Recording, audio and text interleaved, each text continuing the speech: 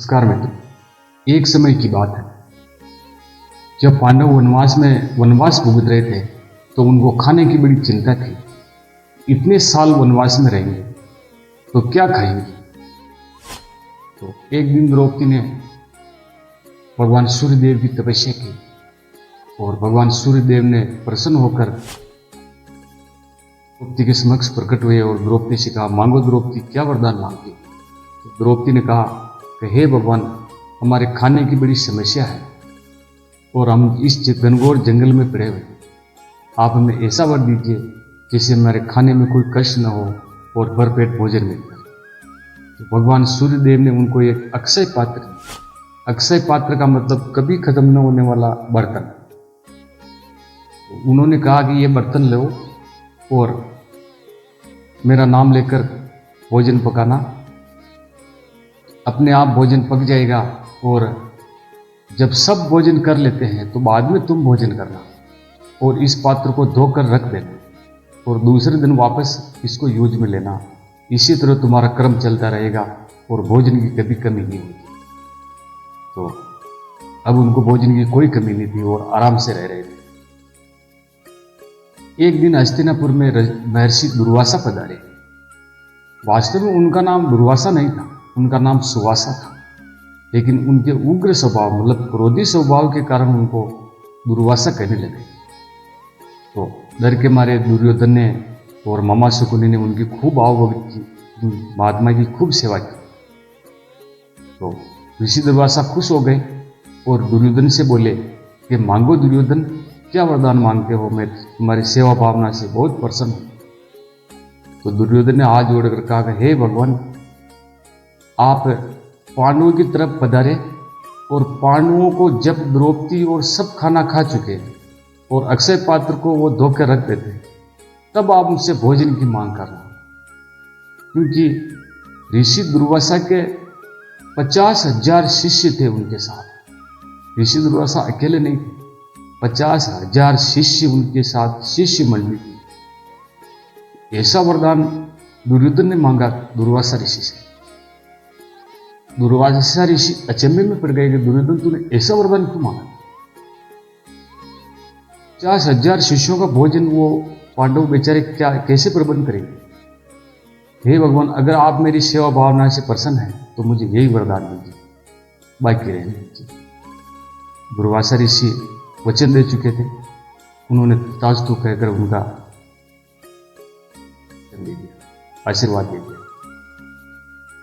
अब ऋषि दुर्वासा निकल पड़े और पांडवों की ओर प्रस्थान किया।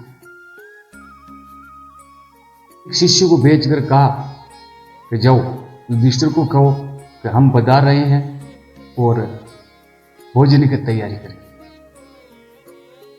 इतने में दुर्वासा ऋषि ने ध्यान लगाया कि कहीं भोजन किया या नहीं किया। तो ध्यान लगाकर देखा तो भोजन द्रौपदी कर चुके थे। वो इसी ताक में थे कि जब द्रौपदी भोजन कर लेवे तब उनको भोजन कहेंगे, ताकि अक्षय पात्र को वो धोकर रख देवे तो फिर भोजन कहां से बनेगा। वो शिष्य गया और युधिष्ठिर से कहने लगा कि शिष्य मंडली आ रही है ऋषि दुर्वासा जी की और भोजन की तैयारी करें। आप भोजन बनावे, तब तक हम ना धो के आते हैं। अब युधिष्ठिर और द्रौपदी विचार करने लगे, अब क्या होगा, हमने तो अक्षय पात्र धो दिया है, अब भला हमारी कैसी परीक्षा ले रहे हैं भगवान। ये किस जन्म का बदला है, 50,000 शिष्यों को भोजन कैसे कराएंगे। क्या था, दुर्वासा स्नान दान करने लगे और इतने में द्रौपदी दुखी मन से भगवान कृष्ण को याद करने, अपने सखा को याद करने लगी कि हे भगवान, मेरी लाज बचाओ, नहीं तो ऋषि दुर्वासा श्राप दे देंगे और सब जलकर भस्म हो जाएगा।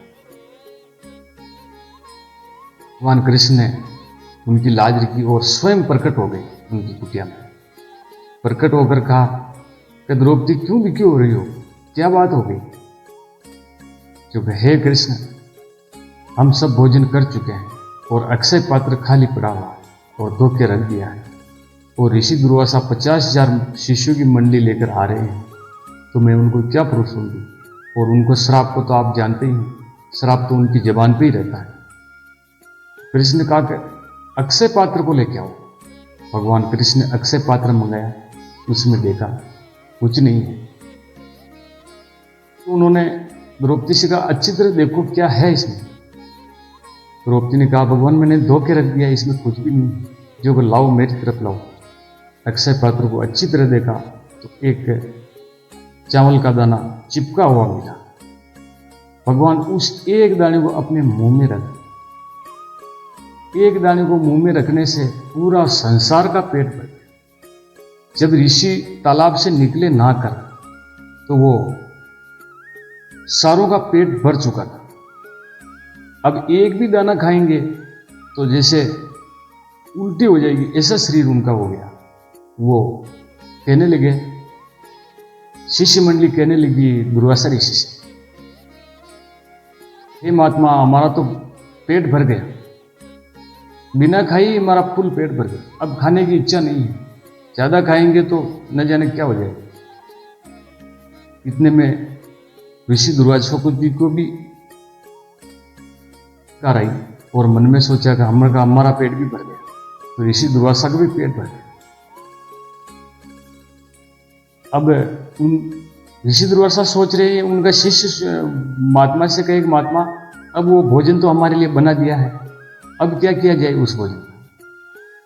तो ऋषि दुर्वासा ने सोचा ये भी बहुत बड़ी बात होगी, अब क्या करें। तो ऋषि दुर्वासा ने कहा अपन वहां भी नहीं चलते हैं और अपन से यहां से चले चलते हैं, क्योंकि और उनको कष्ट होगा बेचारों को। अब जैसे ऐसा मन ही मन में एक डर बैठ गया, तो वो डरने लगे। तो उनके शिष्य वेदज्ञ ने पूछा कि ऋषि महात्मा आप डर क्यों रहे। क्योंकि वेदज्ञ एक बार ऐसा हुआ कि मैं भोजन की याचना लेकर मैं अम्बरीश के दरबार में गया। महाराजा अम्बरीश राज करते थे, तो मैं अम्बरीश के राज में भोजन की याचना लेकर गया। तो राजा अम्बरीश ने कहा कि आप स्नान वान करके आइए, तब तक भोजन तैयार हो जाएगा। ऋषि दुर्वासा स्नान के लिए चले गए। तो स्नान करने में उनको काफी टाइम लग गया। और इधर राजा अम्बरीश उस दिन व्रत थे, द्वादशी का उनका व्रत था। तो सूर्य ढलने से पहले ही उनको व्रत को खोलना पड़ता। तो अब ऋषि लौटे नहीं और राजा अम्बरीश विचार कर रहे थे कि दुर्वासा ऋषि आए नहीं और मेरा समय होता जा रहा है कि भाई मैं दिन अस्त हो उससे पहले ही मैं भोजन करूं। देखा तो ऋषि नहीं पधारे और उन्होंने वो व्रत खोल लिया, भोजन कर लिया उनसे पहले। तब ऋषि दुर्वासा पधारे और उनको बड़ा गुस्सा आया, क्रोधित हुए और उन्होंने अपना एक बाल तोड़ा और एक राक्षसनी पैदा की, कृत्या पैदा की। और ऋषि दुर्वासा ने बोला कि अम्बरीश का सर्वनाश कर दो। अम्बरीश की प्रजा सहित इनका राज्य का नाश था। तो अम्बरीश राजा विष्णु भगवान के बड़े भक्त थे। तो भगवान सुदर्शन का चक्र आ गया उधर से और कृत्या के पीछे पड़ गया। कृत्या को मारकर वो चक्र दुर्वासा ऋषि के पीछे पड़ गया।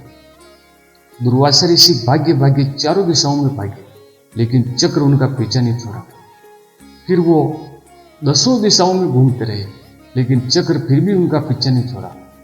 वो भाग्य भाग्य भगवान ब्रह्मा जी के पास गए और ब्रह्मदेव से याचना की कि भगवान सुदर्शन से मेरी रक्षा कीजिए। तो भगवान ब्रह्मदेव ने कहा मैं इनसे रक्षा नहीं कर सकता आपकी, आप कहीं और जाओ।